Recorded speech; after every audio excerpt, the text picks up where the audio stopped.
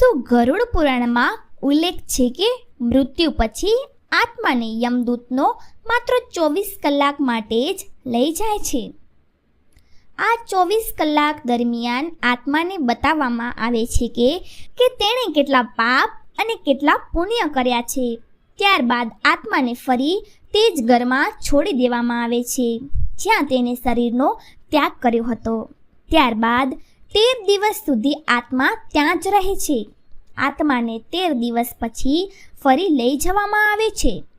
પુરાણો અનુસાર જ્યારે પણ કોઈ મનુષ્યનું મૃત્યુ થાય છે અને આત્મા શરીર છોડીને યાત્રા શરૂ કરે છે ત્યારે તેને 3 પ્રકારના માર્ગો મળે છે, જે ક્રમશઃ છે અર્ચિવ માર્ગ, ધૂમ માર્ગ અને ઉત્પત્તિ વિનાશ માર્ગ. આ માર્ગો 13 દિવસ પછી મળે છે અને તે વ્યક્તિ દ્વારા કરવામાં આવેલા કર્મો અનુસાર હોય છે. અર્ચિવ માર્ગ બ્રહ્મલોક અને દેવલોકની યાત્રા માટે હોય છે, જ્યારે ધૂમ માર્ગ પિતૃલોકની યાત્રા પર લઈ જાય છે અને ઉત્પત્તિ વિનાશ માર્ગ નરકની યાત્રા માટે હોય છે.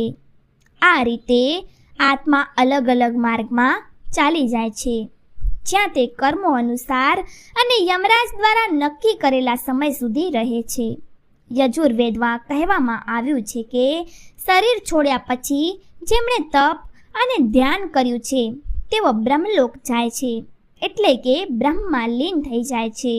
કેટલાક સત્કર્મ કરનાર ભક્તજનો સ્વર્ગમાં જાય છે, એટલે કે બુદ્ધદેવ બની જાય છે. અને રાશિ કર્મ કરનાર કેટલાક પ્રેત યાની કે અનંતકાળ સુધી ભટકતા રહે છે અને કેટલાક ફરી ધરતી પર જન્મ લે છે. જન્મ લેનારોમાં જરૂરી નથી કે તે મનુષ્યની યોનિમાં જન્મ લે. આ પહેલાં તેઓ બધા પિતૃલોકમાં રહે છે જ્યાં તેનો ન્યાય થાય છે. આત્મા 17 દિવસ સુધી યાત્રા કર્યા પછી 18મા દિવસે યમપુરી પહોંચે છે. ગરુડ પુરાણમાં કહેવામાં આવ્યું છે કે જે લોકો સારા કર્મ કરે છે, ગરમીમાં તરસ્યા વ્યક્તિને પાણી પીવડાવે છે, વર્ષા ઋતુમાં કોઈ પણ દુઃખી મનુષ્યને આશ્રય આપે છે, માતા પિતાની સેવા કરે છે, લોકો સાથે મધુર વાણીમાં વાત કરે છે, લોકો માટે સદ્વિચાર રાખે છે, કોઈને કષ્ટ નથી પહોંચાડતા, વેદોનો અભ્યાસ કરે છે, આવા લોકોને કદી કષ્ટનો સામનો કરવો પડતો નથી અને તેમને સ્વર્ગની પ્રાપ્તિ થાય છે. ગરુડ પુરાણમાં યમપુરીના આ રસ્તાઓમાં વૈતરણી નદીનો ઉલ્લેખ થાય છે. વૈતરણી નદી પરુ અને રક્તથી ભરેલી હોય છે. જેણે ગાયનું દાન કર્યું છે તે આ વૈતરણી નદીમાં સહેલાઈથી પાર કરી અને યમલોક પહોંચી જાય છે, અને જેણે ગાયનું દાન નથી કર્યું તે આ નદીમાં ડૂબતા રહે છે અને યમદૂતો તેમને બહાર કાઢીને ધક્કા આપતા રહે છે. યમપુરી પહોંચ્યા પછી આત્મા પુષ્પદોક નામની એક નદી પાસે પહોંચે છે જેના કમળના ફૂલો ખીલેલા હોય છે. આ જ નદીના કિનારે એક છાયાદાર વૃક્ષ હોય છે જ્યાં આત્મા થોડીવાર આરામ કરે છે. અહીં જ તેના પુત્રો કે પરિજનો દ્વારા કરવામાં આવેલા પિંડદાન અને તર્પણનું ભોજન મળે છે, જેનાથી તેમાં પુણ્યની શક્તિનો સંચાર થાય છે. યમલોકના 4 દ્વાર હોય છે. 4 મુખ્ય દ્વારોમાંથી દક્ષિણના દ્વારથી પાપીઓ પ્રવેશ થાય છે. યમ નિયમનું પાલન ન કરનાર નિશ્ચિત રીતે આ દ્વારમાં પ્રવેશ કરીને ઓછામાં ઓછા 100 વર્ષ સુધી ભટકતા રહે છે. જેમણે દાન પુણ્ય કર્યું હોય, ધર્મની રક્ષા કરી હોય અને તીર્થોમાં પ્રાણ ત્યાગ કર્યા હોય તેઓ ઉત્તર દ્વારથી પ્રવેશ કરે છે. પશ્ચિમ દ્વારથી તે આત્મા પ્રવેશ કરે છે. જેણે જીવનમાં માતા પિતાની ખૂબ સેવા કરી હોય, હંમેશા સત્ય બોલ્યું હોય અને હંમેશા મન, વચન અને કર્મથી અહિંસાનું પાલન કર્યું હોય, પૂર્વના દ્વાર પર તે આત્માનો પ્રવેશ થાય છે. જે યોગી, રુદ્રી અને સિદ્ધિ અને સમૃદ્ધિવાળા હોય છે આને સ્વર્ગનું દ્વાર કહેવામાં આવે છે.